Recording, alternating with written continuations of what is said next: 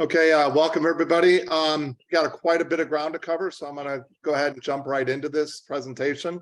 As Todd mentioned, I'm Bill Schalz, owner of the Bullets, and I've been doing this presentation for several years.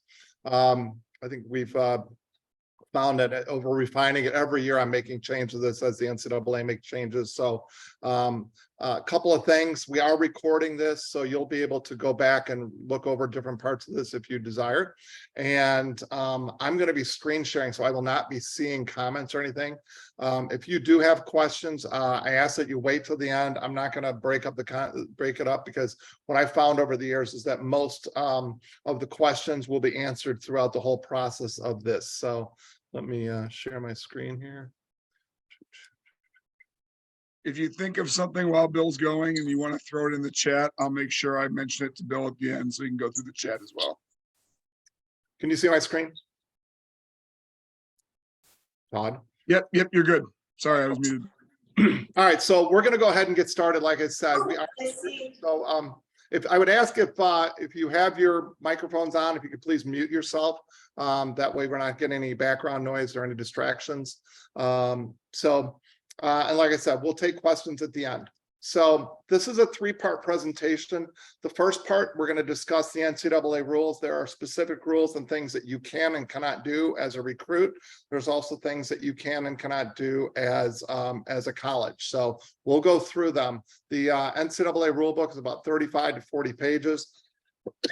And we're going to just cover some of the high points. I'm not going to get deep into the details because this would go another hour if I did. And I don't think anybody wants to hear me just read the rule book to them. Next, we're going to go through the 4-year timeline. We're going to start with freshman year and what you should be doing as a freshman and what you should be thinking about in terms of the college recruiting process.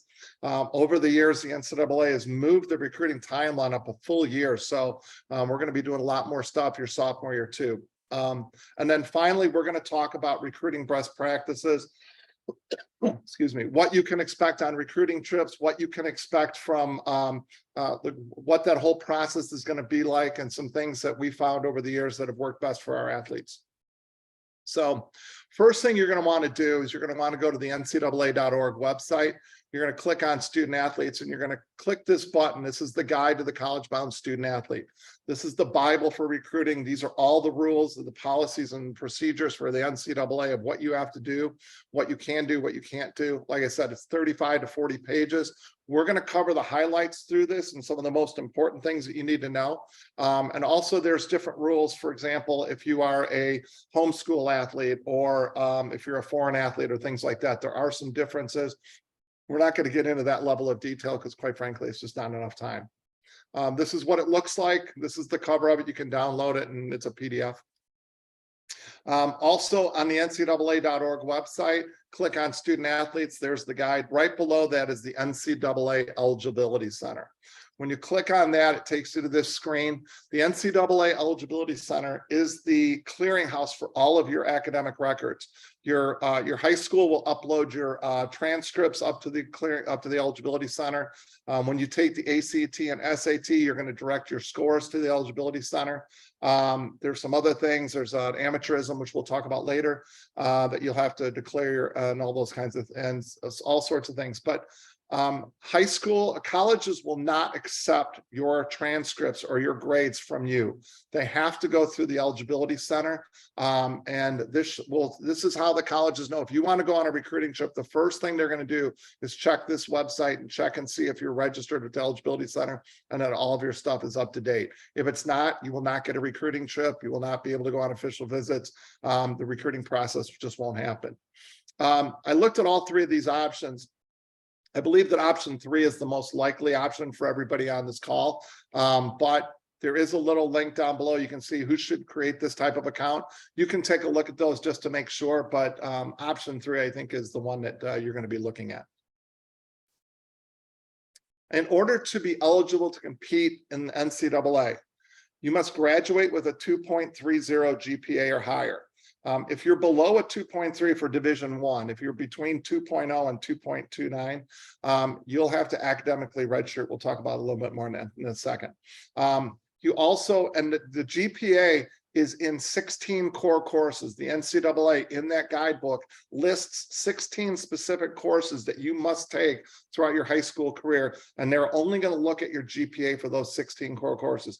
They're not going to include your gym class, shop class, or anything else that you might be taking, or any extracurriculars you might be taking. The core courses are pretty common. They're math, they're science, they're foreign languages, English, those types of things, history. They're pretty basic stuff that pretty much every high school, you know, as you go in as a freshman, that's where you're going to be starting with anyway.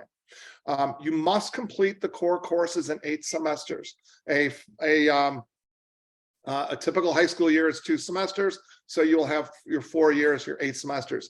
If you finish your 8th semester and you have not completed those 16 core courses, then you are in a mess, because you will have to, we've only had this happen to one athlete, and it was a glitch in how they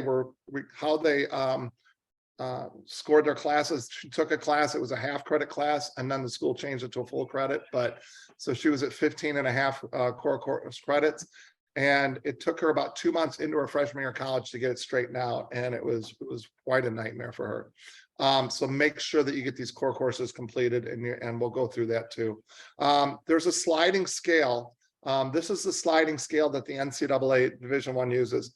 And when I give numbers, I'm always going to be using the Division I number, not because I think you should all swim Division I, but because those are the most strict standards. Where there's, when I remember, and I think most of them noted, I'll let you know what the difference is. So for the NCAA for Division I, you must have a 2.30 GPA. If you are between a 2.0 and a 229 and 299, you will have to academic redshirt. You'll be able to practice. You'll be able to go through the recruiting process, but you will not be able to compete your freshman year. And you will have to meet a certain academic threshold in order to be able to compete your sophomore year.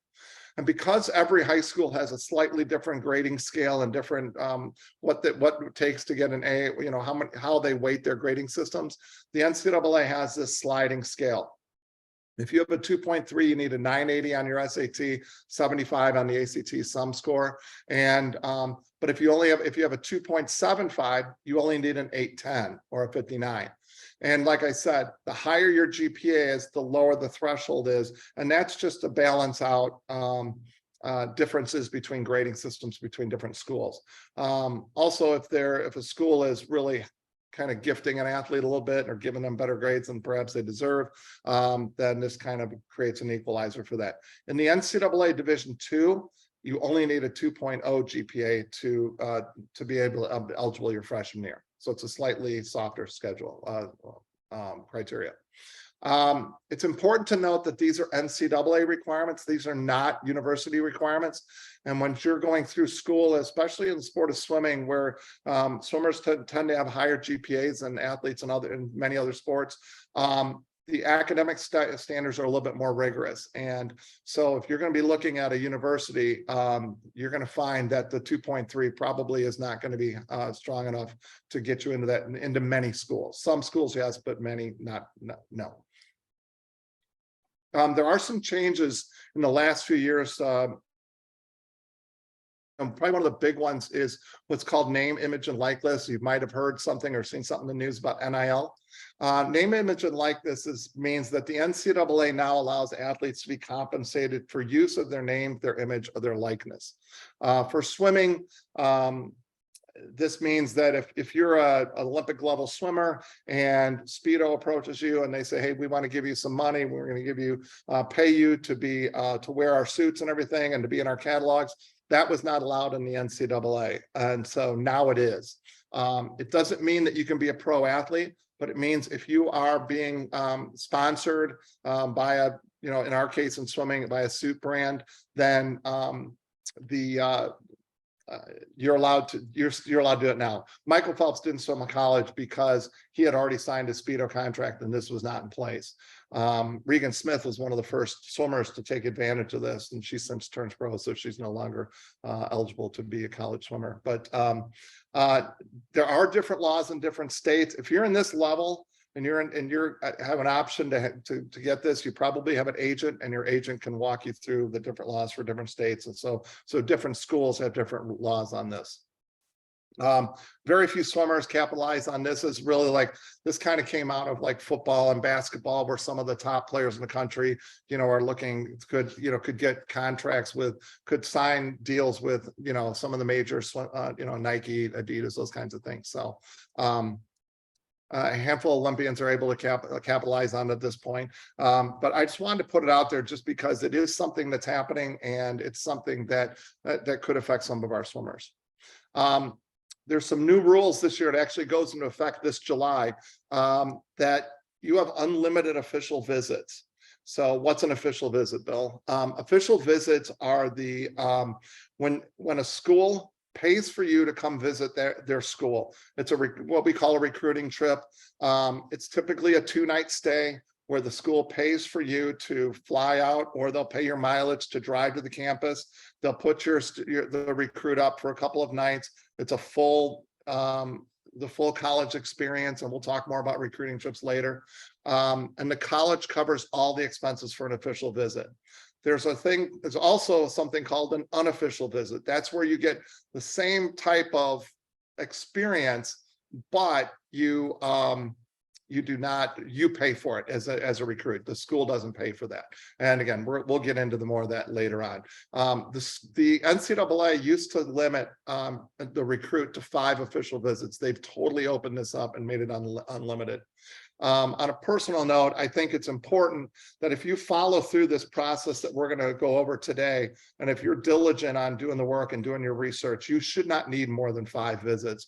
And I think for most situations, is my experience. It may have changed in the last couple of years. Todd could probably answer this better, but most of our swimmers would take 3 or 4 visits, and they would, because they've done the research and they whittled down the number of schools that they're going to be that they're considering, that you don't need to take a ton of visits. It's important to note that an official visit is typically 3 training days. A lot of swimmers will fly out on Thursday night. They'll meet with the college officials the first thing, the coaches and everything, the first thing Friday morning. They spend all day Friday and all day Saturday on the campus, and they'll fly home on Sunday morning. And typically the Thursday night you pay for yourself, and then the school picks up all your other lodging after that. But that's 3 days of practice that you're missing. And if you're going to take 8 or 10 trips, you're going to miss roughly a month of practice. And so, high school girls in the fall, a lot of high schools, I think, would really frown on that and would probably not, I don't know, not allow, use the right word, but would be very, very upset if you were missing all those days of practice. And even if you're not in high school, to miss 30 days of practice in the fall when you're trying to get ready for some spring championship meets is probably not the best course of action for you. If you do the work, if you do all the research, you should be able to get that down, and it shouldn't be a huge factor for us, for you. But again, it's an important notation. One caveat is that recruits may only visit a school once per school year. So you can't visit the same school twice. If you went your junior year and then decided you're still kind of considering something your senior year, hopefully you've already signed your letter of intent, but you may come back your senior year and visit, but you cannot visit a school twice in 1 year. So those are the major rules. And again, that I can't stress enough, if you don't get anything else out of this talk, go to that first slide, go to ncaa.org. Go to student athletes, download the guide to college bound student athletes and read it. It's really important. There's so much stuff in there that I'll reference some of that stuff in here as we're going through the timeline, but it's really, really important that you read that because there's a lot of details in there. So general timeline, freshman year, you want to meet with your guidance counselor and make sure that you're taking the core courses that the NCAA lists in their book. They actually have a worksheet in that guide where you can keep track of all of your of your classes to make sure that you're taking all the core courses. Now, you look at your class, you look at the book, you probably don't necessarily need to meet with your guidance counselor. It might be good to do it the first time, but just make sure that you're at least following that worksheet to make sure that you're taking the core courses you need. Get good grades. As we all know, it's easier to keep up than catch up, but getting good grades is critical. We mentioned earlier that the NCAA requires a 2.30 GPA to be eligible your freshman year. If it's college, if I'm a college coach and I'm recruiting two athletes and one has a 3.3 GPA and the other one has a 2.3 GPA, I'm recruiting the 3.2, 3.3, not the 2.3 GPA, assuming they're comparable. Even if that 3.3 GPA swimmer is a couple of tenths slower, I'm still going to give that athlete a priority over the 2.3 GPA. Because quite frankly, if you're a student athlete and you're getting a 2.3 GPA when your parents are there on you, making sure you do your homework, making sure you go to school, what kind of grades are you going to have when you don't have that type of, when you don't have your pressure, or don't have your parents on you doing that? So it's really, really important that you want to start that your freshman year. Because the higher your GPA, the more recruitable you are. You want to set up an account on collegeswimming.com. Collegeswimming.com is also part of the Swim Cloud now. And here is just like the eligibility center is the clearinghouse for your academics, this is the clearinghouse for all of your swimming information. My daughter played softball. There is nothing like this. She played softball, volleyball, and basketball. And I went through and looked at all the other sports to see if anybody else had anything remotely resembling this, and they really don't. This is a huge advantage for swimmers. You get to look at the results from the college results from our national meets, conference meets, dual meets, invitationals. Okay, you get to see this, and when you're looking at results, they'll link the school so you can click on that school and go to their site and learn more about that individual school. You can see what the test scores are required for admission, what it costs to attend the school. They have a team times list, and this is really powerful because you can say, okay, hey, look, I'm a butterflyer because I did a lot of butterfly today. And so I'm a butterflyer. I'm going to go look at the school. I'm going to look at see all their butterflyers. And I could look at that list and say, wow, I'm third on that list. And guess what? The two ahead of me are both juniors and seniors. So I've got a pretty good, I think I could do well at the school. I think I could, I could compete in the school and maybe eligible for a scholarship. Also look at that list and say, oh, wow, Cal has 30 butterflyers faster than me. Maybe this isn't the right program for me. So that times list is really powerful because it shows you where you fall on that team for your best events. It also tells you what recruits are being signed for different schools. So if you're looking at a school and you see a couple other swimmers in your event that are a little bit faster than you getting recruited, that might be a sign if they are signing letters of intent that might be less money for you available. So it can help you to just gives you a little bit more tools in order to, when you're looking at schools that you're looking for. And like I said, there's links. So let's say you're looking at UIC in Chicago, and you click on there and you're looking at their results and you say, oh, they swam Oakland University in Michigan. Then you click on Oakland. Now you get to see their stuff. And oh, look, here's another school in their conference, and they swam this school, or they swam Milwaukee, or they swam Notre Dame, or whatever. And you get to go through and you can kind of easily just weave through this site. And the next thing you know, you've already seen 20 or 25 schools that may be in what you're looking for. You can also see your ranking versus other swimmers in your class. So they'll take all the juniors and say, okay, here's a ranking nationally. You can break it out by states. We can look at all the top swimmers in Illinois and what they're doing. It'll also tell you where those kids are going, if they've signed letters of intent or not. So a lot of powerful tools on this website. Collegeswimming.com, the registration is free, but I would highly recommend you spend $29 and get their Premier membership or whatever it is. It's super cheap and it's one of the best deals on the planet. From there, you can see what colleges are looking at your profile. Your times are automatically uploaded. So when you swim a USA swimming meet, your times are automatically uploaded into your profile. You can manually add your times for your high school times and things like that. So you can do things like that. But your USA swimming times, they're linked to the USA swimming database. And again, when you compare this to what other sports have, most sports, if you're in what we call a defense sport, your statistics are based on how good the defense is. My daughter was a softball player, so the better pitching, she could go against a really good pitcher and not get any hits. The next day she's against a weaker pitcher and she gets 3 hits. In swimming, we swim at a 25-yard pool, we swim in 50-meter pools, and it's all the same.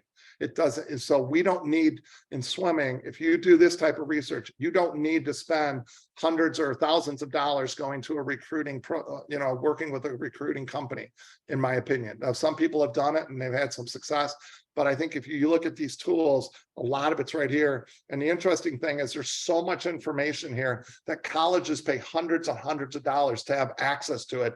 And tons of college do have access to it. And they are paying that fee because it's one-stop shopping for them. They can look and see who's looking at their schools, and they can see, they can look and, hey, we're looking for swimmers in this particular stroke. We can go through there and take a look at it, and that can help kind of streamline their recruiting process. Sophomore year, so that's your freshman year, and now we're coming into sophomore year. You want to, again, verify with your counselor. I'm going to say this every year. You want to make sure you're on track for your core courses. Now, for most schools, this is pretty much a no-brainer because the schools don't give you a lot of options outside of you're going to take certain classes to graduate. So it's not that big. It shouldn't be a huge deal, but it's something that's important enough that you want to make sure. Now, again, you don't necessarily have to go to your guidance counselor every single year to make sure you're on this. If you're following the spreadsheet, it is pretty self-explanatory for the most part.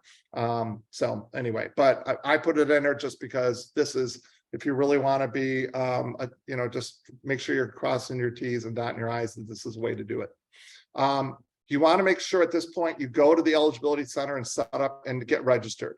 So the reason for that is because as a sophomore, at the end of your sophomore year, you're going to start reaching out to college coaches. And if they go to you, if you reach out to them and you send them an email and then they go check the eligibility center, you're not registered, they're just going to throw the email away. Okay, so go online and register and make sure that you have all that you're all set up for the recruiting process. Get better grades. This is extremely important. If I have two athletes that are 3.0 and I'm recruiting two athletes 3.0, but one of them had a 2.0 their freshman year and then a 4.0 their senior year, and that's how they got to 3.0. And I have another swimmer that's 4.0 their freshman year and 2.0 their senior year. My first question is, what kind of drugs are they on? Because it's unusual for someone to have a plummeting grade point. And so I'm going to wonder what's going on, or what's the problem that this athlete is really crashing and burning academically. And so, but if you're going up and your grades are going up, you can have a mediocre GPA your freshman, sophomore year, but if you're really getting your act together and you're becoming a much better student and your junior, senior grades are better, they will look at that as a real positive sign, and they'll kind of put aside your total GPA and really focus on what you've been doing lately. So if your grades are trending up, now if you're a 3.7 GPA and you're 3.7, 3.6, 3.7, 3.6, they're not going to they're going to realize, okay, that's pretty standard. But if your grades drop dramatically, or your grades, or if your grades go up dramatically, that can have a huge impact on your recruitability. So, sorry. Sophomore year. Now, again, you're going to start doing recruiting trips your junior year. You're going to do your recruiting trip. Here's the time to define your college.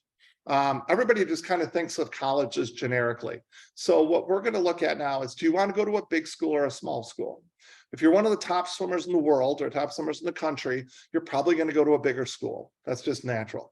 But there are opportunities, but for everybody else who, you're a really solid swimmer and you're looking to get recruited for college, there are bigger schools that you can swim for that are what we call mid majors. They're not the Stanford, Texas, Georgia, Florida, Louisville, Virginia kind of schools.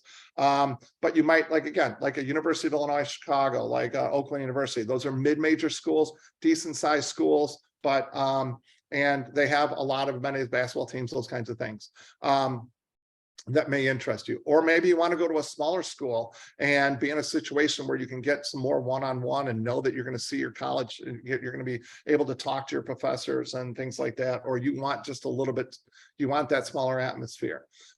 Where do you want to go to the school? Or where do you want to go to school? What parts of the country?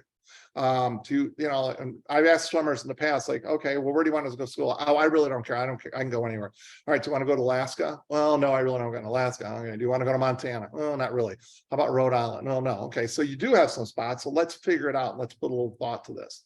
Okay. Really think about, if there's, some people love sunshine. Some people love the four seasons and they want snow and they want all that stuff. So they want to go to school more further north. One big factor too is distance. It's what I think of as the 5-hour rule. Once you go more than 5 hours away from school, now you're flying more. Okay. If you want to come home, you might have to take a flight. If you're 5, 6, 7, 8 hours away, chances are there's fewer and fewer students that are going to be would be able to carpool with to go home on weekends. So if you're more than 5 hours away, it's more difficult for your parents to come watch you swim in meets if that's important to you. So but hey, if you want to go down to Florida or Arizona and be in the sunshine, okay, great. That's but just be aware of the factor of what I call the 5-hour rule. Does the school offer my major? And we had a swimmer years ago that wanted to go into pharmacy, and we found that there's only 5 or 6 schools at the time that offered pharmacy and swimming. Also, does the school offer the major? But there are schools that are really renowned in certain majors, and so that would certainly have an impact too, because at the end of the day, most of you are not going to go pro in swimming. You're going to go pro in something else, and whatever your major is. So make that, you want to consider that, obviously. Am I fast enough? So again, you're looking at that chart. Swim team colleges, not only do they have like standards, not necessarily standards, but they have certain swimmers of certain speeds that they're looking for to give scholarships to. But most colleges also have a minimum time standard to walk on. They rarely, if ever, publish those time standards, but you have to be good enough to even walk on, because otherwise you'd have everybody in the world want to go swim. They'll, okay, I can afford to go to Stanford. I'm going to walk on the team so I can hang out with all these Olympians, right? Or whatever school. So they're going to limit who can get on the team, and you have to be a certain speed. So are you fast enough? Are you too fast? If you're 10 seconds faster than their school record, then are you going to be challenged? Are you going to be in a situation where you're going to get better? Okay. Or is there a reason that you're that much faster than school records? Because maybe their school records are where they are because they're not a very strong program. Can you score in the conference meet? That's that's kind of a rule of thumb of what it takes to get a scholarship. Most schools are looking to be competitive in the conference meet. Some schools, like we mentioned before, Virginia, NCAA champion, and Texas, and some of these other schools that are the top schools in the country, they're looking to win the NCAAs. Even like a school like Drury in Division II or Denison or Kenyon in Division III, they're looking to win their national championship. So being a conference scorer may not be good enough. But for the majority of the teams in the country, if you can score in a conference meet, they're looking to do well in the conference meet. Now, those national championship teams, they're looking to do well in the conference meet too. But if they're recruiting kids that win that can score at NCAAs, then they can certainly score at their conference meet too. So, but as a rule of thumb, if a team can score, if you can personally have a time fast and score in the conference meet, it gets you into the conversation of a scholarship. Doesn't guarantee it, but at least get you into the conversation. You may want to visit a few schools. I left this in here. I thought about taking this out because of the way they've opened up the official visits. But I know that people in the past have, like maybe the summer after your sophomore year, or in the spring of your sophomore year, you go to a championship meet outside of maybe that, early in that summer, you go to a meet. Let's say we go to Nashville or we go to Iowa, and you may want, maybe you drive home and you visit a couple of campuses. It's going to be the campus tour, but it might give you an opportunity just to walk a campus if you've never been on a college campus before. And just that way, the first time you do your official or unofficial visits, that it's not like this overwhelming thing. So may not be critical, but and I think it's less important now that the official visits have been opened up. But it's something that you can think about too, if you may want to do that, just to have the experience. You're just going to get the college tour. You're not going to see or talk to the college coaches on this type of thing. So may or may not be worth your time, but it's something I just throw out there. So Email address and voicemail address review. And this is what I call you're establishing your brand. And you know, if your email address is partylikearockstar@gmail.com, it's probably time to change your email address. If your voicemail is this mumbling, stumbling thing, or it's like, woo, hey, party on, let's go, something like that, it's time to adjust your voicemail on your phone. Something very simple. Hi, my name is Bill Schalz. Sorry, I can't come to the phone right now. Please leave your name number at the beep, and I'll get back to you as soon as possible. Speak clearly, enunciate, those kinds of things. I think, you know, because again, they want, college coaches want to recruit somebody who's mature, somebody who's serious about this. And, you know, so these types of things reflect on you. And again, I think probably 99% of the kids who go through this process, this isn't a big deal, but it's just something I think it's important to point out. Social media. College coaches, when they start recruiting you, the young college coaches on the staff will start following you. Like, hey, how's it going? You know, and everything. And what they're doing is they're going through your social media. And if your social media shows tons of pictures of you at parties with red Solo cups in your hands, you know, yeah, you might be drinking milk, but the college recruiter is going to be a little skeptical of that. So, and also if you have a lot of, you know, a lot of off-color stuff and jokes and stuff like that on your timeline, those are things that reflect on you, and it might not reflect what the college is looking for. So also, what are other people posting on your timeline, or you know, non-flattering pictures of you and stuff like that that may be meant as a joke but could reflect negatively. So trust me when I tell you that colleges will go through your social media to try to see what kind of person you are. You want to research the colleges. Again, collegeswimming.com. People think that the recruiting process is this fun, really cool thing, but it's really a lot of work. And so you want to research the colleges. And again, we've talked about that. There's not only collegeswimming.com, but there's other resources. US News and World Report does a lot of data on, you know, on what major schools offer and things like that. That might go a little bit more in depth than collegeswimming.com. But I mean, like I said, we are so lucky. I mean, when my daughter was going through the recruiting process, it was a completely different experience. You want to create a big list of colleges. So as you're going through and you're picking schools, make a list. Okay, make a list of 20, 25, 100 schools if you want, as many as you want. Big school, even schools that you think, I don't know if I'm going to go there or not. I don't know if that's a school I'd be interested in. Put it on the list. If it's a maybe, put it on the list. And and the reason for that is, as you get through the end of your sophomore year, you're going to start narrowing down that list. And when you do, you're going to want to make sure that you have a big enough list that as you start narrowing it down, you don't end up with one school, that you end up with 5 to 10 or 12 schools that you can actually go and then decide, okay, start reaching out to coaches and things like that. But the bigger your list is now, and again, you're going to get down, if you have 50 schools on there, when you start whittling it down, you're going to get down to 10 or 15 in a hurry. So it doesn't hurt to have more coaches schools on there at this point. Meet as a family and create a firm budget. Look how big the font is here. This is like the most important slide. Okay. Meet as a family and create a budget, a firm budget. Okay. Most of us have a limit on how much we're able to spend on our kids, on our children's college career. Okay. If your last name is Gates or Bezos or something like that, it's probably not a big deal. But I think most people, they have a limit on what they can spend. They do not have an unlimited budget. Okay. And it's really important that you create a firm budget. How much are you as parents willing to spend or able to spend on your child's tuition? Why is this important as a sophomore year? Because now your child, your athlete is starting to pick schools that they're looking at. And let's say your budget is $25,000 and that's what you can afford. And your child is looking at schools that cost $75,000 that don't offer a lot of academic scholarships.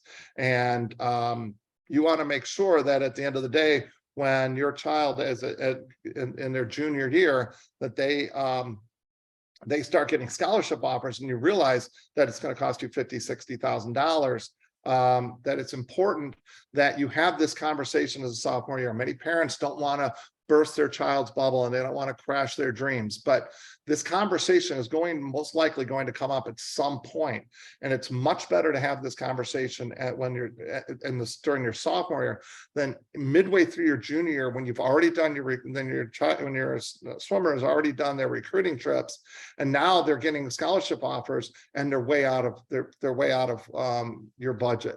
So it's very, very important to set that budget, because otherwise one of two things can happen. You either start the recruiting process all over, or you're going to have to incur debt and student loans. My personal opinion on student loans is that they're just this giant yoke that sticks with you for many, many years, and I would avoid those like the plague. If let's say you're $30,000 difference, so over 4 years, now you've got $120,000 in debt, and then you have grad school, if you want to go to grad school, and now you're going to pick up another maybe 100,000 in debt, and the next thing you know, you've got a house payment. And so I think again, this is my personal opinion. I think if you do your research and you're having this conversation and you're looking at colleges and you're looking at see where you fit, you can find a school that's going to give you a great collegiate experience that fits in your budget. And again, to have a house payment that is going to go on for decades potentially, and that's going to be following you around. Now, if you're going into a field of rocket science or something that pays $150,000 a year right out of college, then maybe those loans are worth it. But if you're a business major or going into education where you're making 30, 40, 45,000 a year, that's going to take a lot longer to pay those debts off. So, for all the kids on this call, it's your debt. It's not your parents. You guys are going to be the ones responsible to pay off that student debt. So that's, I think, something to really think about. But have this conversation because it's critically important. So now we're second semester. Like I said, we want to start getting specific. We're going to start narrowing it down. Who's your top 10 to 15 schools? Okay. Once you get to that point, you want to start reaching out to those schools. If you go to collegeswim.com, I think they direct link when you're on a school's page, they have a direct link to their recruiting form. And most schools have a form that you go to their website, you fill out the form. It's got all the information that they want to collect on a potential recruit. And after you fill out the online form, I encourage you to send an introductory email mentioning that you filled out the form and include a link to your collegeswimming.com profile, because then they're reading your email. They can click right on that link. It takes them right to your page, and now they're seeing everything. Okay. And so one problem with sending out these emails is that college coaches cannot return emails or phone calls until June 15th. But like I said, I think the most important thing is, we're going to talk a little bit later on, is that college recruiting is a full contact sport, and you need to be aggressive in the recruiting process. Okay, so it's important for you to get on their radar. Colleges recruit regionally. I'm getting way ahead of myself, but that's okay. We'll skip that slide later. But most colleges recruit regionally. So if I'm out in Arizona or California, I'm going to recruit within maybe 5-6 hours, because that's where most of our students come from. That's where most of our recruits come from in the general area. So you could be up here in Chicago, and you might be interested in a school in California or in Florida or Georgia or wherever. And if you're really out of their region, but if you send information to them, you might be exactly the athlete they're looking for, but they're not going to spend a lot of time and energy. They don't have the time or energy to recruit athletes that are 20 hours away by drive, or hundreds and hundreds of miles away. So by getting on their radar, now all of a sudden, oh, okay, this is not somebody we would have considered before. But as I said, they might have an auto reply email that says, hey, we'll get back to you on June 15th, but you may not hear from them. So don't panic if you don't hear from these schools, okay? But it's good to get your information out there and get out to those schools, because it's the more aggressive you are, the more likely you are to be recruited. Summer before your junior year, like I said, June 15th is when college coaches can call you, they can email you, they can send you text messages, they can go onto your social media and communicate with you that way too. So June 15th is kind of a frenzy date in college recruiting. But if you don't get a phone call or an email on June 15th, don't panic. Okay, it doesn't mean you're not going to get recruited. It doesn't mean the school isn't interested in you. You can follow up. If you don't hear from them on the 15th or 16th, send another email, leave a voice message, what have you.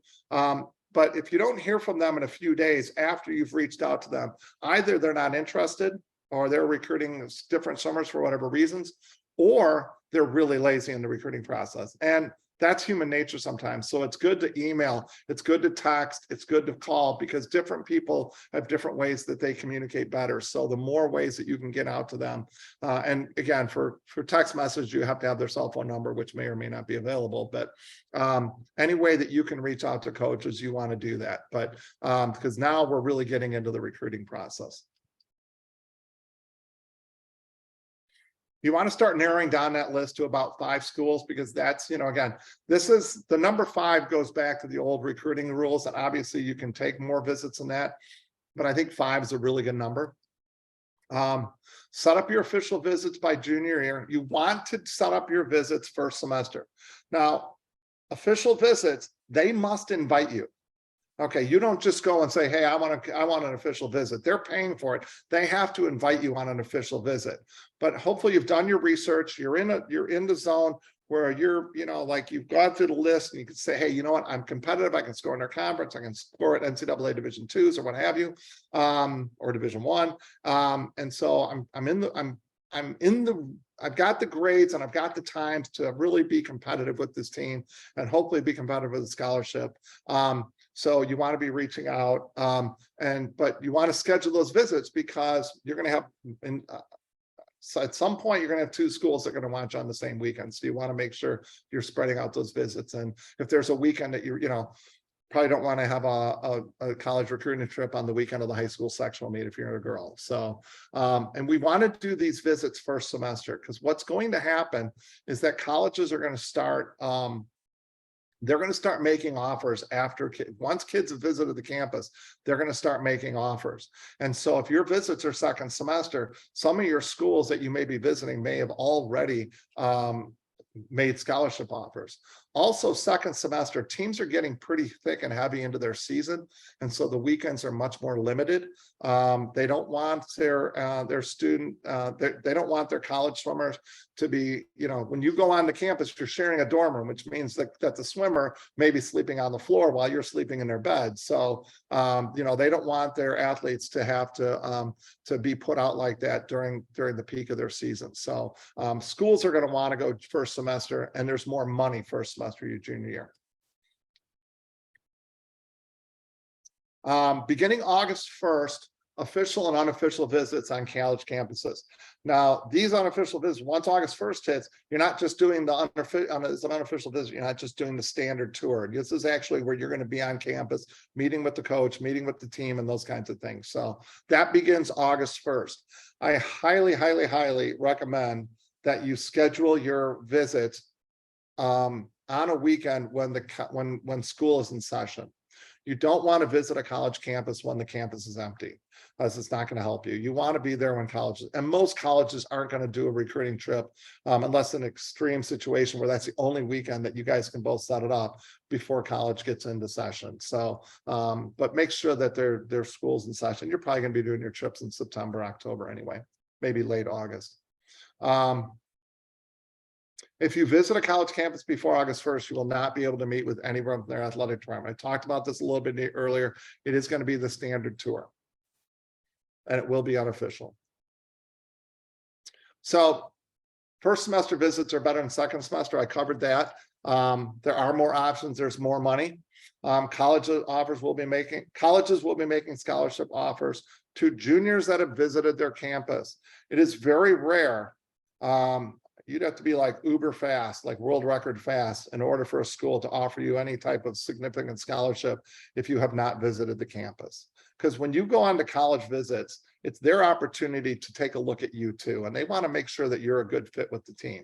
So those are all factors. So it's really important you get in. And I want to stop for a second, because we probably have some swimmers and families on this call that are juniors that are going to be either going to be juniors or going to be seniors. I don't want you to think that your recruiting is completely finished now because you're going to be a senior and you're a year behind. There's certainly less money and there's certainly some challenges, but there is tons and tons of money out there still. And you do have opportunities to get that money. And we'll talk a little bit more about that. But But if you can get your visits set up in the fall of your junior year, you're going to be right up there and in a really great shape. And get better grades. We talked about that before. Getting better grades. Again, it's very, very important that your grades are getting better. So if you've been going off the worksheet up to this point to make sure that you're taking core courses, I would recommend, you're starting your junior year, it's halftime of your high school career, to go in and just verify everything with your guidance counselor. It's a good chance, again, you're going to start recruiting trips in a couple of weeks, hopefully. And so right when school starts, I would think it's a good idea to meet with your guidance counselor and just make sure that everything is on track. Because there's going to be some other things that come up at the end of the year that are going to be really important. So even if it's nothing else, then just to make an introduction and let them know that you're going through the recruiting process, that you are in the eligibility center, and those kinds of things, and that you want to make sure that you're on track for core courses. It's a good idea to have that meeting now. When you take the ACT and the SAT, there's a section on the first page of the test. I assume it's the first page. Where you can type in, you can write in what schools you want to receive your test scores, and each school has a 4-digit code.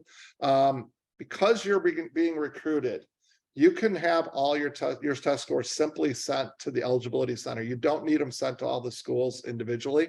And that code is 9999 for the eligibility center. So if your scores, and first of all, you need your scores to go to the eligibility center, but also that's really the only place that you really need to send them if you're going to compete in swimming or any sport in college. So if you do that, so make sure that when you take your test scores that you do that as you're moving forward. At the end of your junior year, it's important that the high school guidance counselor, that your high school sends a copy of your transcripts to the eligibility center. So during your junior year, hopefully you've done your recruiting trips, you've been offered a scholarship from 1 or 2 schools, you've made your decision, and you've made a verbal commitment to those schools. However, you cannot sign your contract until your senior year. We'll talk a little bit about that later. But at the end of your junior year, the colleges are going to want to see your transcripts to make sure that you're on track. So you have to have at the end of your junior year, you want to send your contract, make sure your school sends your transcripts. It's probably an automated thing that the school does, but make sure anyway. Also meet with your guidance counselor before the end of the school year, because after the school year ends, everybody tends to go on vacation. School offices are closed a little bit more. So prior to the end of your junior year, make sure that you meet with your guidance counselor and just touch base with them or her about whether or not that your transcripts are indeed being sent. If you attended multiple high schools, if you transferred to your current high school, you must go back to your previous high school and get your transcripts sent to the eligibility center from that school also. They will need your complete academic record at the eligibility. If you're homeschooled, there's a process for that too. And again, it's a little bit different process it's outlined in the guide to college recruiting. Prior to registering for class your senior year, again, this is our final check. We're going to make sure that we're good to go on all the core courses and everything is good, because you do not want to finish your senior year and need 1 or 2 of those core courses. Summer before in your senior year. Let's say you've gone through this whole process and you still have not picked a school. And for whatever reason, you got unlucky or what have you. You're going to have to visit some more schools your senior year. Once the school year starts, and you really need to review your plan. Maybe go back to those schools that you're looking at and say, you know what, maybe my academics is not where they want it to be. Maybe my times just aren't fast enough at this point.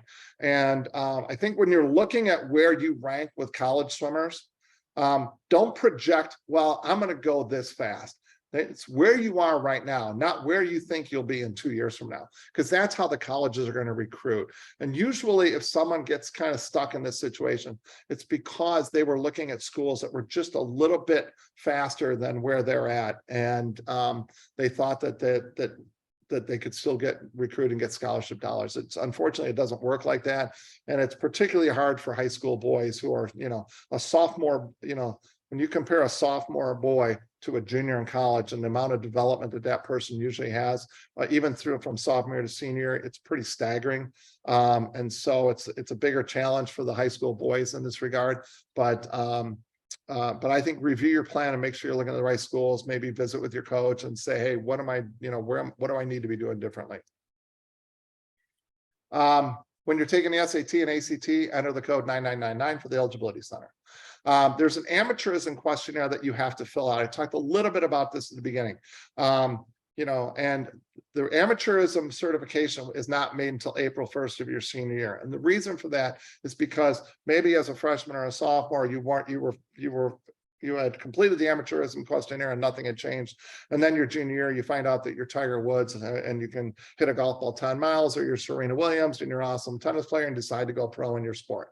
So they want to make sure they'll wait until April 1st. The amateurism questionnaire is part of the eligibility center and it'll be uploaded into that. So you just want to make sure that you've completed it before April 1st. And you can actually complete it right as a sophomore or whatever, and it won't matter. It's it's as long as nothing changes, you can certainly take a look at it, but just know that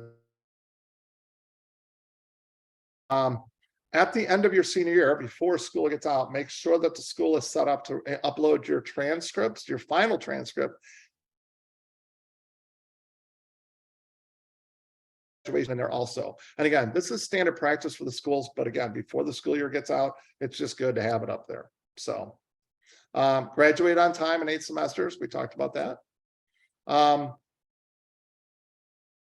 So I talked earlier that you can get a scholarship offer as a junior. It's a verbal commitment. You can back out of that commitment. It's a little bit risky, but you could certainly do that. And it's very, very rare. But so from junior year all the way until November 8th of your senior year is the initial signing period. Now, it used to be in the old days, you would do your recruiting trips your senior year, and then you would have the signing period in November. So, August, September, and October were pretty hectic and chaotic. Now you're doing everything first semester junior year, but they never changed the signing period. So the signing period begins November 8th, 2023, and that will go all the way in through August 1st of 2024. So, if you're a senior in high school, just wrapping up your senior year, you can actually sign a letter of intent up until August 1st of after your senior year. And so that is your official contract. That is a binding agreement that once you sign that you are going to school, and it binds both of you. It clearly lays out what the what the scholarship offer is, how much you're going to be getting and everything. So, and then so you sign that. A lot of schools have signing ceremonies and stuff like that. So so that's your national letter of intent. That's your actual contract to compete with the school. So now we're moving on to part 3. So what are the 3 most important numbers to college coaches? Most swimmers think, oh, it's my fly time, it's my backstroke time, it's my time in my best event. My daughter's a softball player, thought, oh, my earned run average, my RBIs, whatever, what my batting average was. Your 3 most important numbers to college coaches are your grade point average, your SAT, and your ACT scores. Now, some schools don't require the ACT, some don't require the SAT. Different schools are different. But these are the numbers that they are the most interested in. Your academics is critical. Being a good student is as important as being an accomplished athlete. College coaches do not want to babysit your academics. Like I said earlier, if they're bringing a 2.3 athlete onto the campus, if they can get that athlete onto the campus, they bring them on. They have to be aware that they might have to assign one of their staff members to make sure that this student is going to class, to make sure that they're going to the study halls, because there are study halls and things like that are mandatory study halls when you go to college. They're going to want to make sure you're visiting the academic center. They're going to make sure you're on track, but they don't have to do that as much with somebody who's got a 3.0 GPA or higher. So just something that, that your academics is very important. That's why we stress it so much here. Further, college coaches are expected to have a high graduation rate, some up to 95 to 100% is common in swimming. Football, basketball can be a little different because you have athletes going pro. But in swimming, where swimmers tend to finish and get their degree, high graduate rates are expected. Team GPA is 3.0 as a minimum. And so, and again, if I have a team GPA of 3.1, do I really want to recruit 5 kids that are 2.5s are going to drag that GPA down? Not having strong GPAs, not having high graduation rates are criteria for coaches getting fired. So they're going to want to, again, they want to, academics is going to be very, very important to this. When we talk about recruiting, you're going to be talking to college coaches and everything, and you're going to be thinking like, hey, we're all on the same team, but really not exactly. So colleges want you to attend their school while paying you as little as possible. They want to give you the smallest scholarship possible, because that way they can get more kids in and and have more scholarship dollars for more people. You, on the other hand, want the college to give you the biggest scholarship possible. You want to get as much money as possible so you can pay as little, regardless of what your budget is. Okay, so it's important to know that when you're in the recruiting process, that you don't necessarily, while the goal may be to get you to that college, the way that it happens and the amount of money that happens is the goals are definitely different. These are the scholarship limits for college swimming. Division I, a women's team is limited to 14 scholarship, men 9.9, D2 is 8.1, NAI is 8. That's over 4 years, which means that for, down here in the D2 and NAI level, that's 2 scholarships per year on average. But they might only have a half a scholarship. They might have had a great recruiting year the year before. Maybe they have 2.5 scholarships because they have some extra money left over. Division III is not listed because they don't offer scholarships, but it would be a mistake to not consider Division III swimming strongly. 70%, I believe, is of students who attend a Division III school get some sort of financial aid, get some sort of academic aid, grants, scholarships, those kinds of things. Not any are tied directly to athletics necessarily, but kind of.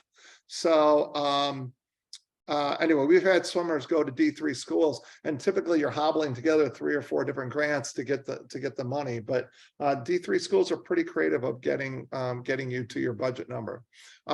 So Division I, they have 14 scholarships. They cannot offer 14.1 scholarships. Okay, that would put them in huge hot water with the NCAA. So they're limited to that. And so if they can give out 28, 50% scholarships, and that's the way they're going to be successful, they can do that. But, again, the more athletes they can bring in, because you're going to have some full ride athletes. You're going to have some athletes that get 80%, 90% scholarship, maybe even 100.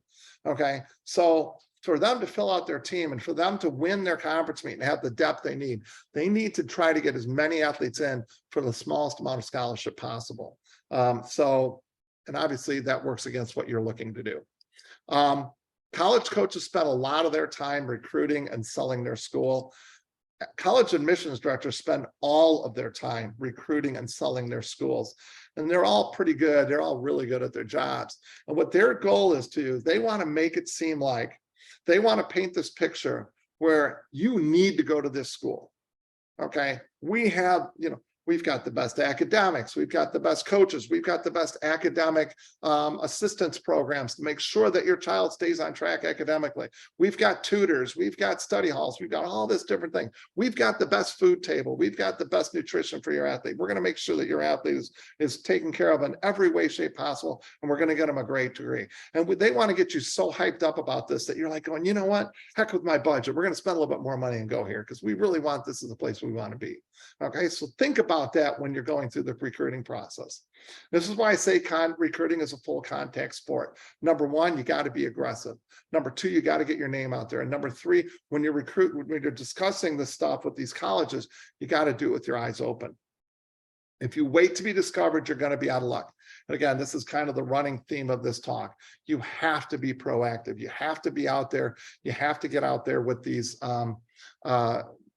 and get your name out there. If you just sit around and wait for some college coach to call you up, you're going to have a very lonely time waiting for that phone to ring. So this is for all the kids on the call, all the athletes on the call. You're going to be spending the next 4 or 5 years in college sitting in a classroom in that campus, visiting that campus. All right, you're going to be the one that's going to be going to practice every single day, and living this life that you chose. okay, that you're going to pick this school, okay, not your parents. It is your responsibility to go online and research colleges, not your parents. It is your responsibility to contact college coaches, not your parents. It is your responsibility to fill out the college applications, because you are going to have to fill out an actual application to go to a school, and you're going to have to fill out the recruiting forms and send the emails and do all the other stuff. This is not your parents' responsibility. Over the years, in years past, when I was much more active on coaching, would have parents that would say, you do so much more for the girls than the guys. And it's just not true. In general, generally speaking, the girls have been much better about guys have. Okay, that's not to say that we haven't had girls that could have done a better job, or that we've had some guys that have done a great job. And I think our guys have done a better job at this over the last several years, but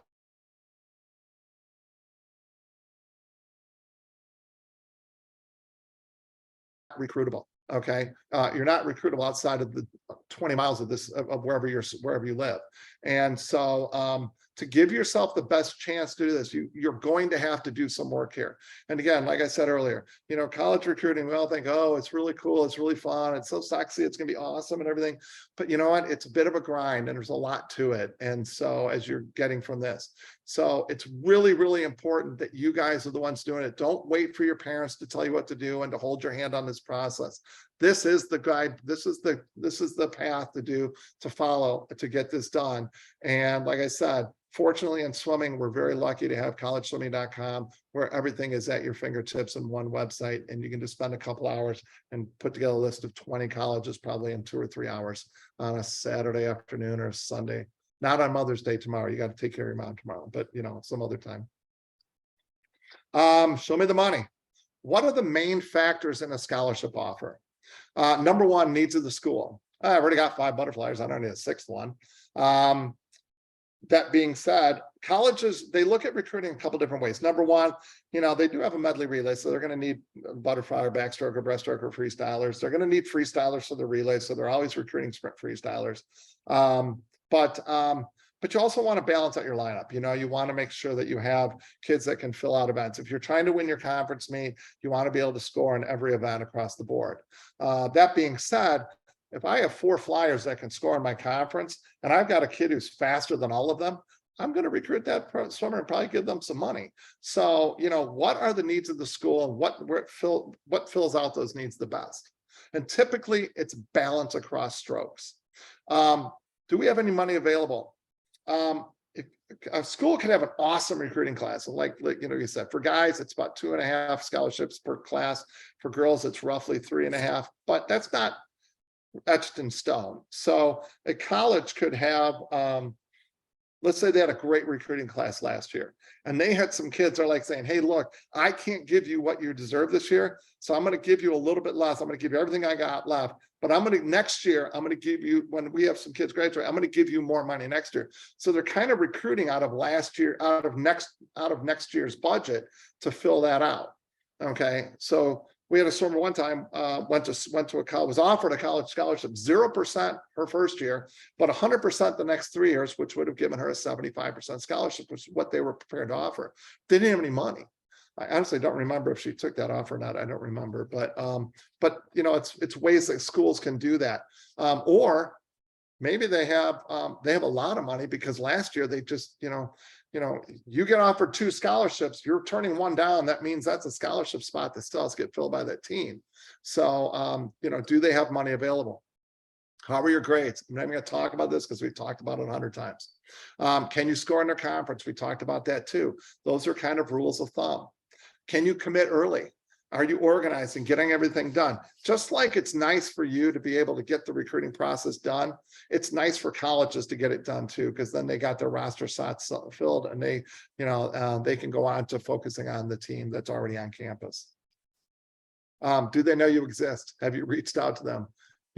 They're gonna, they're not just going to call every single swimmer in the country who's being recruited to see if they're interested in that school. If you reach out to them, you get on their radar, they know you exist. That's going to help you dramatically.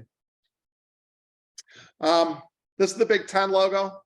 We are right in the heart of Big Ten country here in Chicago. You consider that within what, 3 or 4 hour drive, you've got Northwestern, Illinois, Wisconsin, Iowa, Purdue, Indiana. You go a little bit further out, you got Michigan, Michigan State, Minnesota. There's a lot of, and the Big Ten is well known in this area. Every Sunday you turn on or every Saturday you turn on your TV and there's a Big Ten football game on and all that other stuff. We're very familiar with Big Ten. A lot of swimmers from Illinois, top swimmers from Illinois go and swim in the Big Ten. So if you're following college stuff, you're seeing the Big Ten, and that's what you see. And there's a lot more out there than the Big Ten. And I think one of the mistakes that some of our athletes have made in the past is they get so focused on the name game that they only consider the school that, they're looking at the schools they've heard of. Okay. And the Big Ten is one of the fastest swimming conferences in the country. And we've had swimmers in the past that they weren't necessarily good enough to swim at the top of the Big Ten, but they were good enough to get some scholarship offers at the very bottom of the Big Ten. And the challenge there is that you're not swimming in a real competitive team. Are you getting faster? Are you not? And are you going to get the experience that you're looking for? And there was a recruiter, a college recruiting expert, and he talked about avoiding the name game, how kids will get letters from schools, these small schools they've never heard of, and they're blowing these schools off. And so here's just a sampling, some schools that I'm sure if you look at the list, some of them you're going to know, some of them, and certainly some you won't. Kaiser, what's Kaiser? Williams, Westchester, I have no idea. SCAD, I do know what that is because I looked it up, but and then you look at schools like, God, wouldn't even consider these schools. But the interesting thing about these schools is they all have one thing in common. And no, it's not, they all offer scholarships. All of these schools finished in the top 5 last year at the NCAA Division II, Division III, or NAIA championships. So these are the top schools in the country for D2, D3, and NAIA. And you look around, there's some great schools on this list: Johns Hopkins, MIT, University of Chicago, some of the top schools in the country. Emory, great school for aeronautics. They're all over the country. These schools are out east, out west, Midwest, they're all over. And so just from this list of 15 or 20, I don't know how big this list is, 20 some odd schools, you're going to find something all around the country. And we had a swimmer, I'll give you 2 examples of the name game. I personally believe that most swimmers on our team, and I would say in a typical year, maybe 20% of our swimmers are good enough to really compete and could actually score in the Big Ten, where the rest of them, they're just not there. And that's not a criticism of anybody in our program. That's just the facts. So I was, I couldn't have competed in the little 10, much less the Big Ten. And so I swam NAI because that's how good I was. And so, we had a swimmer that went to one of the bottom schools in the Big Ten, and she was offered a 90% scholarship to a school on this list, and went to the Big Ten school, bottom of the Big Ten, had a horrible year. The whole team swam poorly, and she was just at a loss of what to do. And quite frankly, she never even called the school on this list that offered her 90%. And so,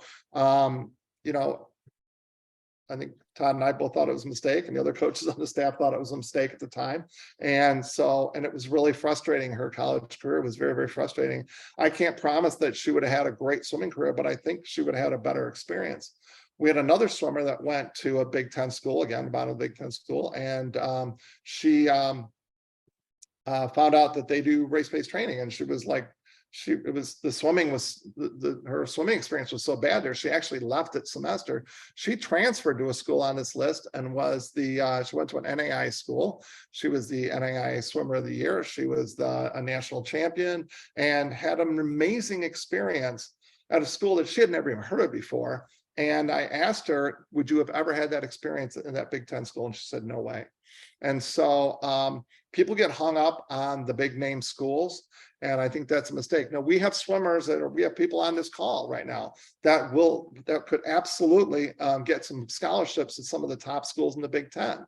And again, I'm not trying to rip on the Big Ten. You look at any major swimming conference and, you look at the Big Ten today, you look at it 20 years ago, you're going to find the same schools on the top and the same schools on the bottom. It's just the culture of those schools. And so, how much, and I don't want to get all the details, but it's just the culture. And so I strongly encourage you to take a look at not only these schools, but look at the D2, look at D3, look at NAI, and look at those schools and see what kind of experience that you could have and the education you can get, because clearly these are not schlep schools when it comes to education. There's some great schools on here. So we've really pushed in the last several years for a lot of our swimmers to look at these different schools. And we've had swimmers that have gone to some of these schools and just had tremendous swimming experience and had a great time and got a great education too. So really think about that, avoiding the name game when you're looking at the recruiting process. When you get a coach on the phone for the first time, there are some questions that you need to ask. And I want to go through this list. It's a little bit tricky, but because there's different ways they can answer the questions. First question is, how many scholarships do you have available?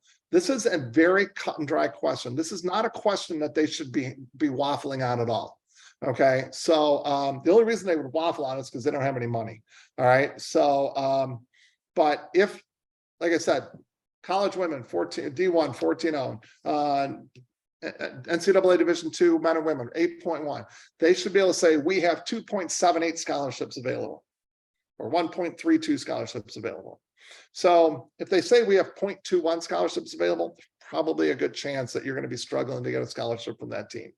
Okay, not to say you won't, but if they're really tight on scholarship money because they had a great recruiting class last year, then that could be a yellow flag for you as to whether or not you can seriously and honestly expect to get some kind of money from them. What events will I swim on your team?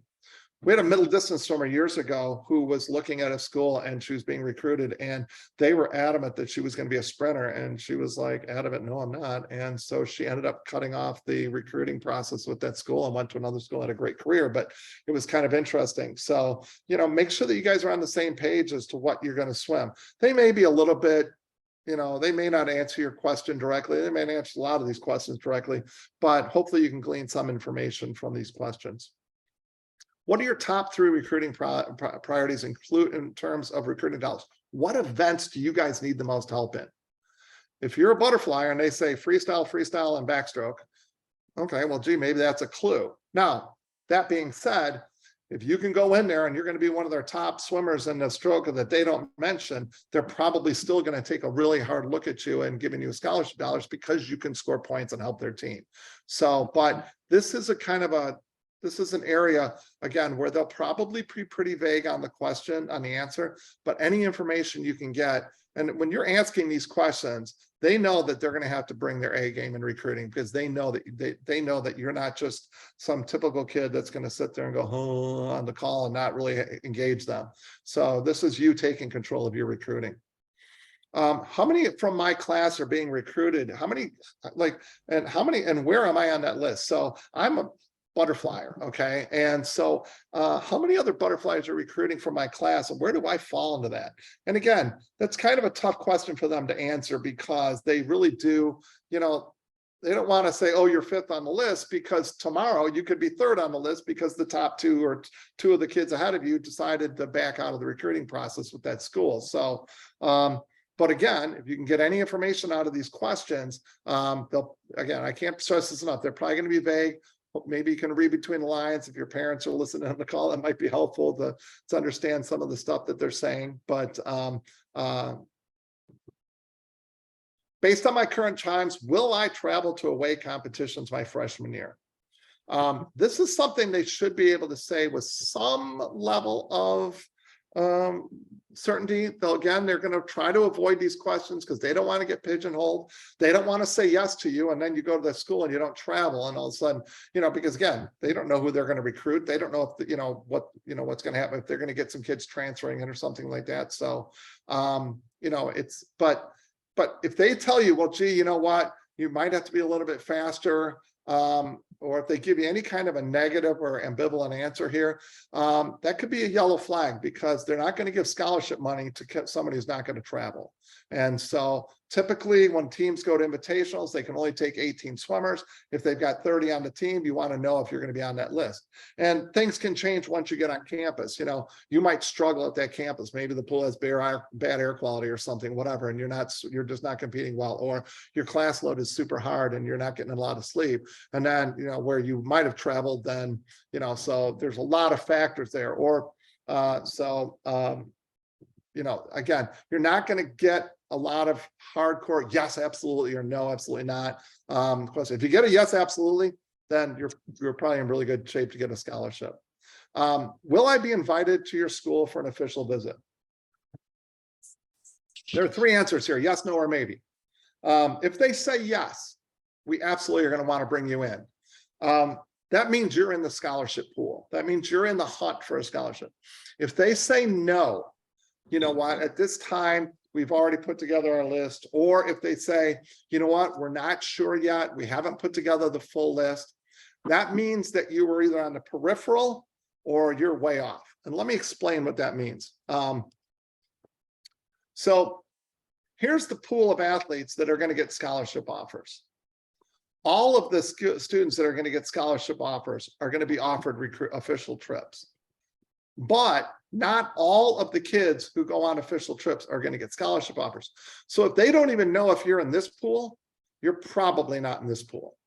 Okay. And if they say no, at this time, we'd love to get you out on an unofficial visit, but we've already filled up our allotment of our budget for official trips, then you are not in the scholarship pool. I can guarantee it. Okay. So, so if they say no, you're over here. If they say maybe, you're probably on the outside of this circle and you're not really on the inside. And again, some of the kids they make scholarship offers won't take them, but at the end of the day, everybody who gets a scholarship offer will be from the pool of people they offer recruiting trips to. And if they don't know if you're good enough to get a recruiting trip, then I think it's a safe bet that you're not good enough to get a scholarship offer. So, and they might say, well, you know, we're waiting to see, we're going to let people know once we get through all of our calls, we've had a chance to take a look at the list. If you're a top recruit for them, and they will know, and they will let you know. So will I receive a scholarship offer? This is going to be a big maybe. Well, you know, we'll bring you out. We'll have to take a look. We're not really sure. But they might say, you know what, I just, you know, we're really tight on money this year. I just don't see how, you know, right now, you know, might have to wait and see if you get a little bit faster or something like that. You know, they'll tell you that, or they might just say flat out no. They probably won't say flat out yes. But at least, again, they might make the answer in such a way that you can kind of figure it out for yourself just by reading between the lines. What type of training you do. So again, you know, if they're a hardcore distance or a hardcore sprint program, and they're, you know, or you're more to something the opposite, then, you know, that's probably not the program for you. If, you know, but if they say, hey, we do this, this, and this, perfect. Yeah, that's great. I can do that. I'm up for that. Or I'm going to go talk to my coach and see how that, you know, make sure that we're all on the same page here. But again, I think it's important to know what these schools are doing training wise. And again, this is something they should be able to easily answer. We talked earlier about the budgets. Our family is on a budget of $25,000 based on my academic record and my best times. Is it realistic that I would be able to attend your school and we could get between academic or athletic scholarships, we could get to that number? Okay. Again, this is going to be something, let's say you're looking at a big school and you're really just kind of walk-on material for them. They'll probably be honest with you and say, you know what, I just don't know how we're going to be able to do that. I don't know, you know, our academics are really tight, you know, like, you know, you go to some of the top academic schools in the country and they're already getting the best students in the country. So they don't do a lot of academic scholarship money. You know, it's the rest of the schools in the country that tend to do more of that. If you're looking for a really high power academic school, there's probably not a lot of academic money. And there are certain criteria that you need to meet, and I'll talk about these later, in order to blend, take your academic scholarship and put it on top of an athletic scholarship and where that, so that you can actually get more money to swim for a particular college. So there are criteria for that. We'll talk about that, but this is a way that you're putting it out there. This is what it's going to take. And so again, you're probably going to get a vague answer on this, but it's because again, they can't make a commitment to scholarships because they might be looking right now saying, you know what, no, but you're a number 2 recruit for this event or number 3 recruit. And if the top two come in, we're going to make you an offer that will get you, that will most likely get you to this number and get you close. And so, but if you're not even close, then they should tell you that. They should say, hey, you know what, I just don't see how that's going to happen. I'm sorry, I wish it could, but I just don't know how we're going to make that happen. So, or if you're their number 1 recruit, yeah, if you make a commitment, we can definitely make that number. So, you know, so again, and these are important questions to ask. And depending on the schools, you might get, obviously you're going to get some different answers. And a lot of the answers are going to be a little bit ambivalent and a little bit, you know, a little bit vague. So ambivalent's the right word there, but they're going to be vague. And so, but I think it's really important to ask those questions. If nothing else, you're going to get some answers to some of these questions and you're going to get some information, but you're also going to be showing that you're pretty savvy in this process and that, you know, this is going to, you know, that they know that you're going to be serious about the recruiting process and that they know that you know what's going on. And it's actually easier to work with an athlete like that. Research. It's important to talk to your guidance counselor about your academics and about the schools you're looking at. Do not talk to your academic advisor at your school unless it's your swim coach about the swimming part of it, because we've had a couple swimmers over the years say, oh, I want to go swim for this school, and they're like, you can't swim for that school, you're not fast enough. And they had no idea what they were talking about, no clue. Number one, they didn't realize how fast the swimmer was. But in terms of the academics, they can say, look, here's your academics and here's what it's going to take. So, you know, right now you're not there or you're definitely there. So they can actually help you with that side of it. On the swimming side, talk to your swim coach. You know, your coach will give you some honest feedback. Club coaches tend to know more about college recruiting than high school coaches do, just because coaches that are strictly high school coaches have far less access to college coaches. And when our coaches go to national meets or regional meets and things like that, we consistently run into college coaches at these meets. And so we just have greater access to them. So why do you want to commit early? Okay, why go through all this process hustle and get all these recruiting trips done? We've talked about a little of this. There's more scholarship and roster spots available in the fall of your junior year. College coaches want athletes to sign early, and they may sweeten offers or entice you to do so.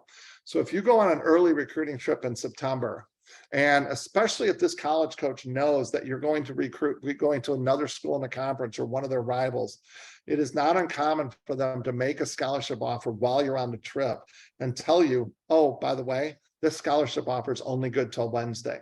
Well, why would they make an offer good for only a few days? Because they know that on that following Thursday, you're going to their rival.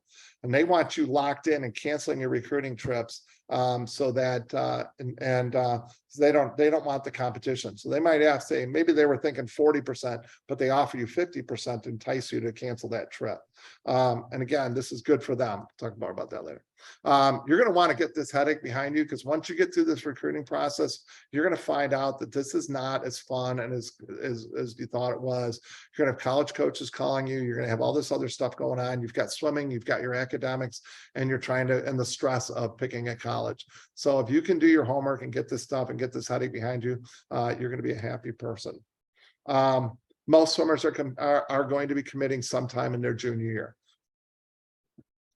So if you're not one of those swimmers, then you're behind the 8 ball a little bit. Like I said, college coaches want athletes to sign early so they can get their roster set early, and that's why they offer those enticements. This is exactly the example I just gave. We actually had an interesting situation. I've only heard this once, but I thought it was kind of interesting, so I want to bring it up. There was 3 swimmers being recruited, and the school only had 75% scholarship left. So they sent out an email to all 3 of the athletes simultaneously saying, the first person to reach out to me is getting 50%, the second person 25%, and the third one's getting nothing. And so it became a jump ball to see who could get the money. So different ways colleges will be creative. You could be on a recruiting trip and say, hey, coach, I really had a great visit here. I loved it. If you can make me a serious offer, then I'll cancel the rest of my recruiting trips. Put them on the spot and see what they say, and then see what they come up with. And maybe they will. You might get them to force their hand a little bit. Problems with committing later, there's less money available. I shouldn't say no money left, but there's less money.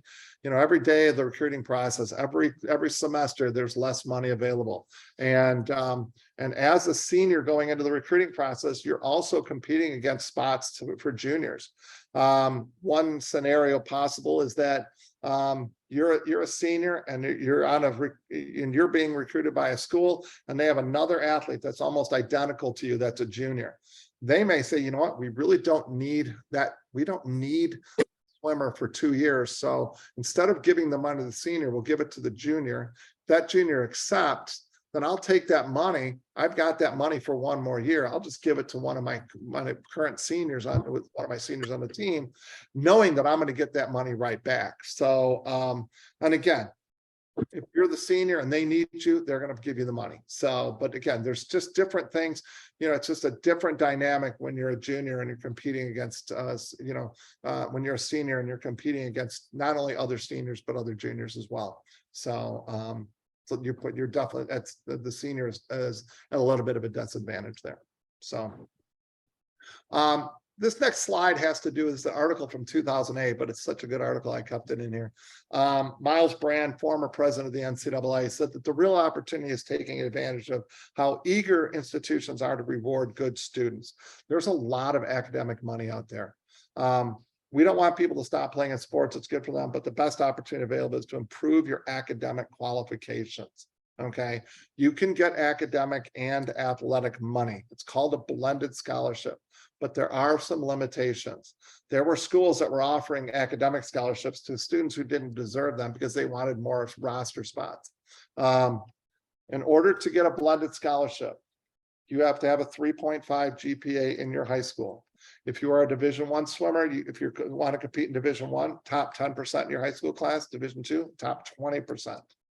If you want, you have to score 1200 on the SAT, or if you're D2, 1140, or an ACT score of 105 or 100 for D2. If you do not meet these criteria, and let's say a Division I school offers you a 25% swimming scholarship, and the school comes back with a 25% academic scholarship. If you accept both and you do not meet these criteria on the screen, the school is going to get charged for a 50% scholarship. They're going to put them on top of each other and say that's a 50% scholarship. That works against the school. If you have these criteria, then the college, the athletic programs offer you 25%, the school offers you 25%, maybe 23% or whatever. And all of a sudden you've got a 50% scholarship, and now you're closer to your budget number, or maybe you're exceeding your budget number. So, but it is important that you can get this. If you take only an academic scholarship, I don't believe, I'm not going to say anything here. I thought I was going to make a comment, but I'm not sure. I don't know if only an academic scholarship and you swim, if that goes against the athletic scholarships. I don't think it does, but I could be wrong. If you have these criteria, then any academic money you get does not go against the athletic budget of the scholarship limits. Most colleges require to maintain a minimum GPA to retain your academic scholarships also, so that's important to note. Learn to say no. Once you've narrowed down your list of schools, then don't waste your time or the college coach's time talking to schools that you're not interested in. You're going to have schools reaching out to you. They're going to be contacting you. If they're not on your list, or they never, or they were on your list and you took them off your list, let the coach know. Just say, hey, coach, I really appreciate you taking the time reaching out to me, but I want to let you know that I've narrowed down my list, and I just, looking at schools, I think I'm going to schools that I feel is going to be a better fit for me. I think you have a great school, but at this point, I'm just going to have to let you know that I had to make the tough decision and narrow it on my list. And so most of the times the college coach is going to thank you and thank you for their honesty. And they'll probably say something like, hey, who are you looking at? And you tell them and they're like, hey, if you ever, they might make a comment about one or two of those schools, maybe, maybe not. But more times than not, they're just going to say, hey, look, if you have any questions or need any help in the recruiting process, obviously I don't have a dog in the fight anymore, so I can give you some honest assessments. I'd be happy to do that. And I wish you the best of luck, knowing that those schools may not work out, and you may come back to that coach and say, hey, look, you're still interested in me. I'm interested in you. But also college coaches, they're doing these recruiting calls at night. If they have a family at home, a wife and children, or a husband and children, these recruiting calls take time away from their family. So if they know that you're not interested, you let them know. That's one less call that they have to make. So that works out well for them. Like I said, they may be disappointed, but they'll appreciate it. Talking to these coaches will be fun at first, but it's going to get boring having the same conversations. How'd you swim? How was your day? How was your school day? How's school going? You want to just stick with the schools that you're interested in and get rid of the rest, dump them, and streamline your recruiting process too. So recruiting trips. This is as good as it's going to get. This is the highlight. This is going to be the absolute best day of this college campus. You're going to get the red carpet rolled out. They're going to, University of Georgia used to have all their top recruits come in on their homecoming weekend, and their alums would come back. Some of them are Olympians. And so, they've got all this stuff. You go on the football field and stuff like that, and there's all sorts of different things that they're going to do. They're going to try to make this the coolest day in your life, right? And so it's really important that you pay attention. And I want you to think about two questions. Number one, are these the people that you're going to want to spend the next 4 to 5 years of your life with? And number two, is this the place you want to spend the next 4 to 5 years of your life? And I put people first because I think that's really important. Who you're going to be with. These are going to be the people that are going to probably become lifelong friends of yours. Are these the people that you want to be with? Is this the school that you want to do? Is this the school that's going to help you reach your goals? So as you're getting all the glitz and the glamour, look beyond all that and really pay attention to what's going on this recruiting trip. So who's recruiting whom? Most teams will have a meeting after the recruiting trip to determine if the recruit is going to be a good fit for the team. I would say 99.9% of the times this is not a problem. Just go out there, be yourself. Don't try to impress them. Don't try to be, be braggadocious, if you will, if that's the right word. But, just go out there and be yourself and enjoy the trip and keep your ears open and learn and eyes open and learn about the school. But it is important that the schools, that this recruiting trip is a two-way street. Not only are you trying to pick the school that's right for you, they're trying to pick the athletes that are best for their team, that are the best fit for the school. Okay, this is for the parents. You did what on your recruiting trip? Partying and drinking is a part of college life. I think we all know that. But getting a recruit drunk does not set well with the athletic departments or the administration of the school. Schools have really clamped down on this in the last 15 years, maybe 20 years. That, back in the 70s, the 80s, it was kind of the wild, wild west. The goal is to get the athletes and the recruits drunk as possible. But now schools have very strict rules about that. There have been swimmers, or there have been athletes in various sports that have had scholarships reduced or taken away. They've been suspended from the team, suspended from school because they got a recruit and got a recruit drunk or lost their recruit. Very, very rare. But again, I think schools have really clamped down on that so that these things don't happen. And there's very, very strict penalties for whoever you're keeping an eye on you that week. And it's even more so now because it's not 17-year-olds coming to campus anymore, it's 16-year-olds. So it's even a bigger spread with juniors coming onto campus. Schools do, it's going to be important. And I think for the athletes, this is like a job interview. If you get drunk and do something stupid, you're probably going to be looking for a different school. And you want to have your senses, you want to pay attention. You're probably going to have opportunity, there will very likely, I shouldn't say likely, you may have opportunities to drink. It's your choice. It's highly, highly, highly unlikely you're going to be put in a situation where there's going to be pressure for you to drink. So, but again, it's a job interview, be smart. And it is your choice. This is actually something about the parents. And I dropped a good player because your dad all he did was a jerk. He all talked about his money. I don't need that in my program. I recruit good, ethical parents as much as good, talented kids, because in the end, there's a connection between the two. I think the broader message here is that the recruiting process is an opportunity for your kids to, for the athletes, the recruits, to communicate with adults. When I coached, and I know this is something that a lot of our coaches do, you know, I know a lot of the parents on this Zoom, and you're all great people, but quite frankly, we don't want to talk to you. We want to talk to your kids, because part of the growth of an athlete is being able to communicate with adults and be able to, if something's bothering them, let us know what it is. And it's the same in the college recruiting process. If the parents are jumping in on everything, and every single time you ask a coach asks a question that the parents are answering it, they're going to find you to be a little bit too helicopter-y as far as a helicopter parent, and that's going to be a turnoff to the coaches. When the coach, when you get to the point where the coach is asking questions, they're going to ask them, you know, they may talk a little bit about this, that, or the other. It might be something with training. It might be something about their life. It might be, you know, what are you interested, whatever. And if the parents are answering the question all the time, you know, that's just, it turns the coaches off. When coaches go to your house for a visit, if that happens, that's just cursory to see, like, you know, just to get to know the swimmer a little bit better and the family. And again, allow your child to make some mistakes, allow them to answer the question, allow them to stumble over answers a little bit, because the coaches as adults, they get that. They've done this enough that they get it. If the parents are constantly jumping in, then you run a risk of the coach being like, oh my God, do I really want this for the next 4 years? And so, and again, I think, you know, well-intentioned and everything, but at the end of the day, allow your kids to speak, allow them to, you know, go ahead and stumble over an answer, you know, forget to say something. It's not going to be the difference between getting the scholarship or not getting the scholarship at that point.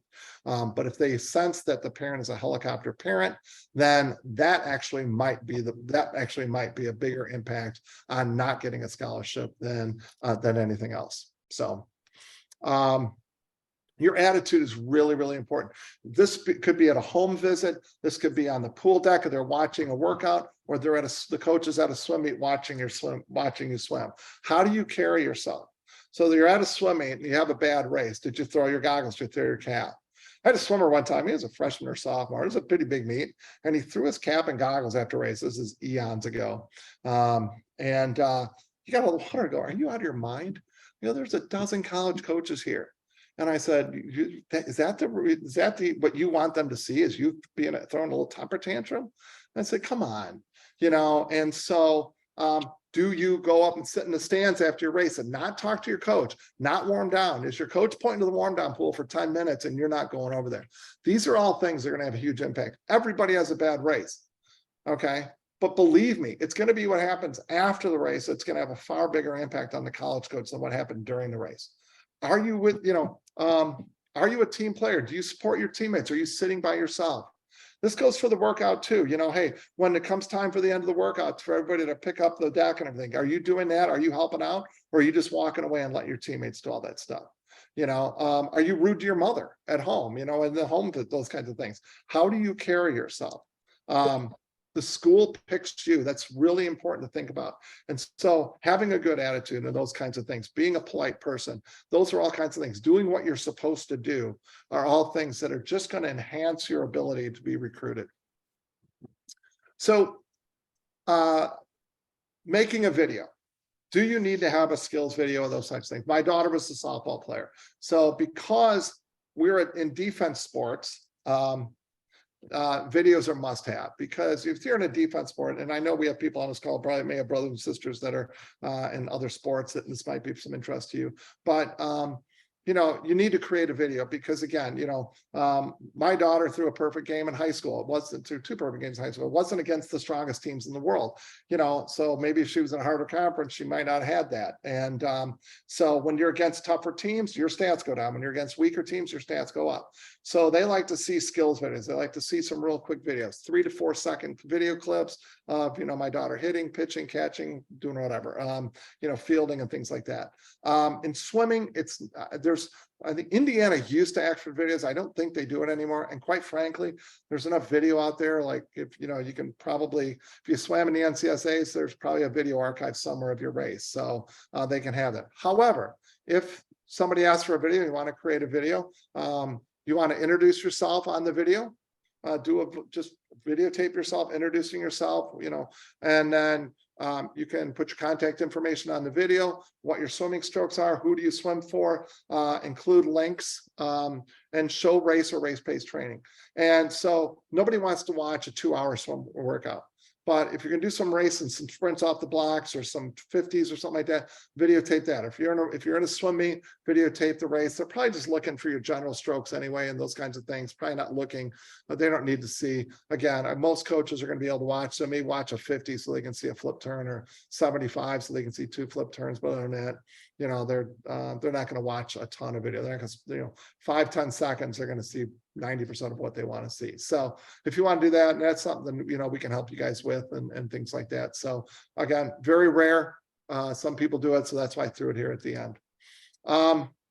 Wrapping up, this is going to be the most important decision you make, and I should change this the first 16 years of your life, because now you're going to be doing this as a sophomore. These are some of our bullet swimmers who had successful swimming careers and went on to college. And I'm thinking, we're pushing D2 and D3 and NAI. I need to get some of our swimmers that swam at those levels on here too. But if you, so let me stop the screen share, and we go to comments. If you have any questions, I have like 2 or 3 pages of people on the screen. So if you have any questions, you can either just shout them out, or if you want to type it in the chat, feel free. But I'm ready to take any questions, Jeff.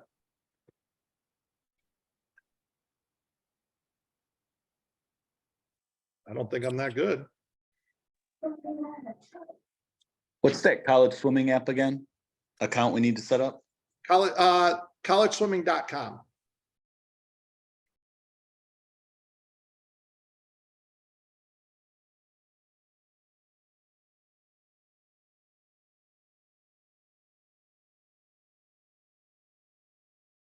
And then ncaa.org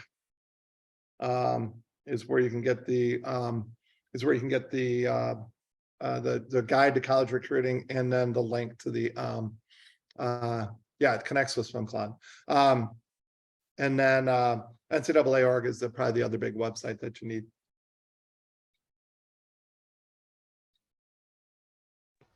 So Bill, do you not recommend the NCSA website, signing up on that one as well?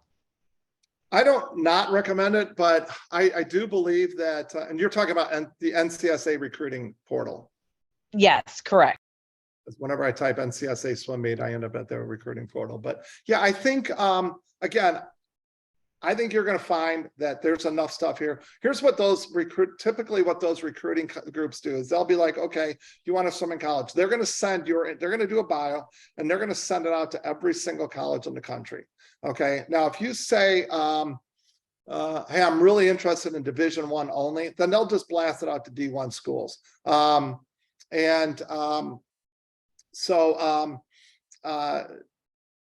you end up getting inundated with mail, and a lot of it's junk mail because they just put you on their mailing list and send it out. And again, because of collegeswimming.com, all the college coaches are already going to that site. So you can link into schools that you're interested on that site and actually kind of get the same thing. I don't want to say it wouldn't be helpful. I don't even know how much it costs for the NCSA thing, but I do believe the vast majority of our swimmers have not done that and have been pretty successful, or been very successful by just going through this process and using the collegeswimming.com portal. And again, like my daughter's a softball player, and we didn't do it either, but I had had enough knowledge of the recruiting process. But at the end of the day, the way she picked Oakland University is because I was talking to the college coach, and we were talking about something completely different. And he asked me about my daughter, and it came up, and he said, well, have you considered Oakland? She reached out to Oakland. They were really excited. I mean, it's just kind of luck. I mean, we probably should have gone through that portal for that, but I think it's less necessary for swimming? If you're organized and you get all your stuff done?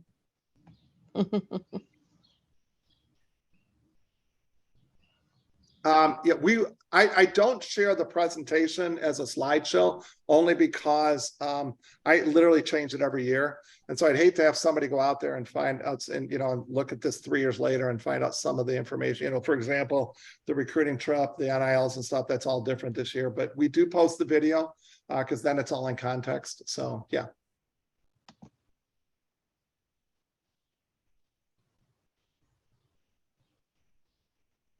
Yes. Here, I'll give them to him. Yeah, if you have any questions after this, here's my email address.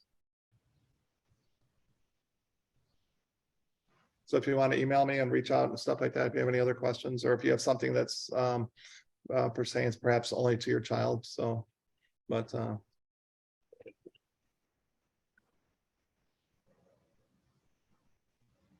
Last call for questions.